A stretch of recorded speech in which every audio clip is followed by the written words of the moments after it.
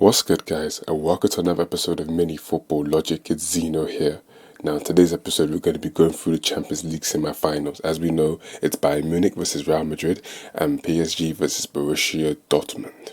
Now, let's talk about the first semi-final. Of course, on Tuesday, we had Bayern versus Madrid.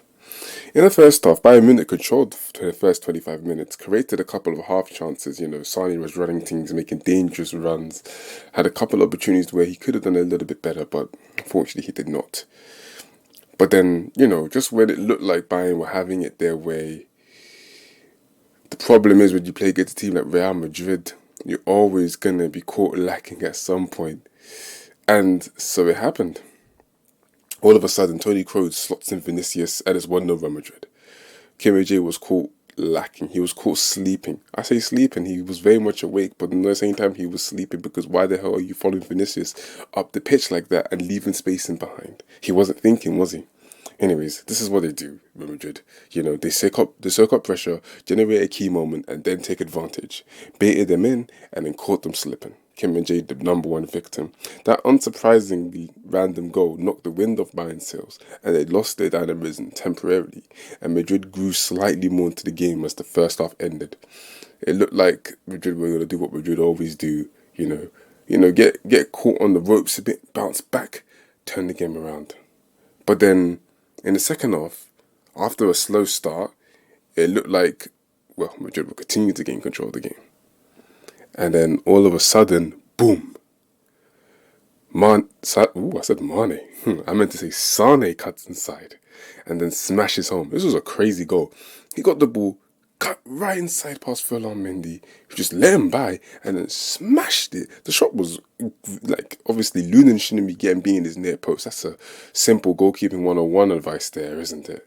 You shouldn't be getting beaten in that post, but that shot had fire and then some on top of it. It was a really good strike. He connected really well with it.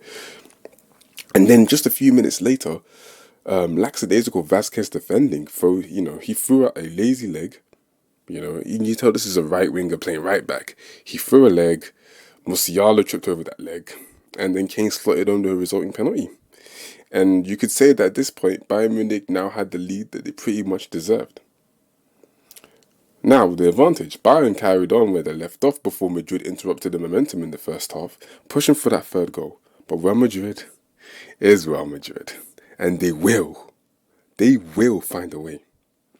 Once again, Kim Min-jae, as we already know, he was responsible for the first goal. He was too tight to Vinicius for that goal, and he then got too tight to Rodrigo in the last, with 8 minutes left plus added time. He got too tight to Rodrigo, started kicking at him and wrestling him. Ridiculous defending. I don't know what this guy is thinking.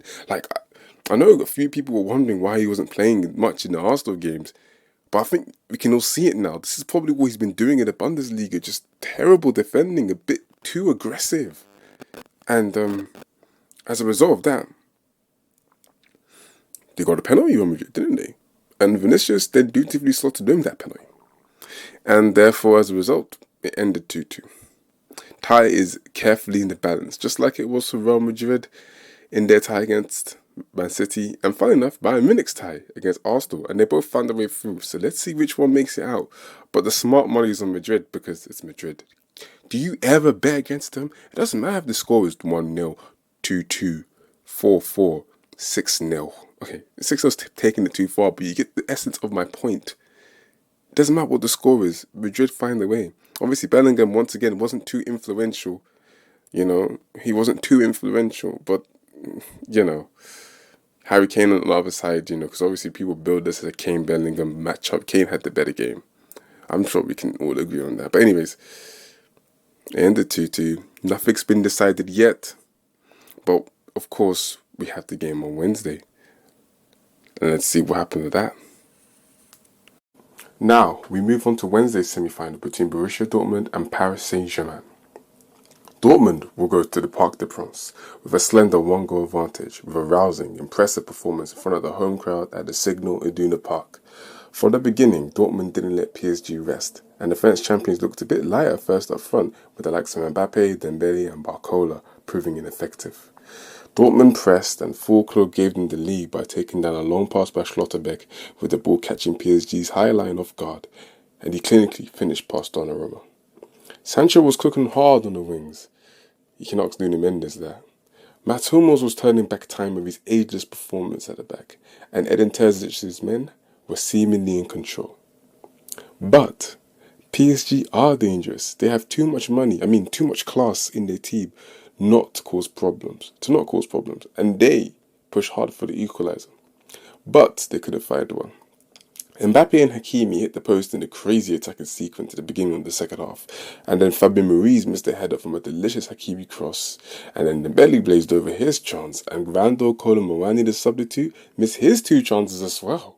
Luis Enrique and his team really should have gotten a goal, but it just wasn't happening for them. Dortmund created chances still, with Sancho setting Nuno Mendes a feint. He really had the beating with him this game, getting to the byline. And then once he got to the byline, he then found a cross to Füllkrug, who unfortunately couldn't convert the opportunity, volleying over. Julian Brandt also had a chance late on, but Marquinhos did marvellously well to make a last-ditch block. And so, Dortmund will have to settle for 1 goal, and PSG will have to settle for none. Both games are the way we like it. Both semi-finals. Tight and close. Though the second leg of both games should bring great entertainment and quality. Hope you guys enjoyed listening, and I'll catch you for the second leg of the Champions League semi-finals. Mini Laje.